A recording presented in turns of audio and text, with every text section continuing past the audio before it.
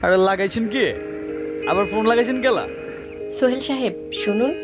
আপনি আমার আপনি আমার নাম জানেন কেমতে? আপনি কথার মধ্যে আপনার নামটা বলেছিলেন একবার। আর শুনুন, আপনি রাস্তার ছেলে হলেও মানুষ হিসেবে কিন্তু অসাধারণ। চিনেন না তো এলাইগা।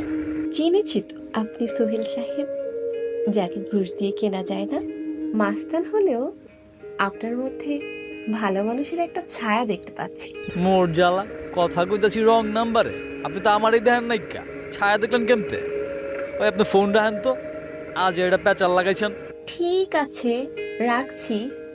তবে শাকিলকে ফোন করতে যেন ভুল হয় না।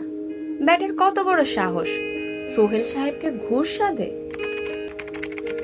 এমন শাসন বাড়ানোর খুনসুটির গল্পের মধ্যে দিয়ে ঠিক কবে থেকে কেমন করে যেন ঢাকায় মাস্তান সোহেলের প্রেমে পড়ে গেলেন সুশীল সমাজের সুরাইয়া।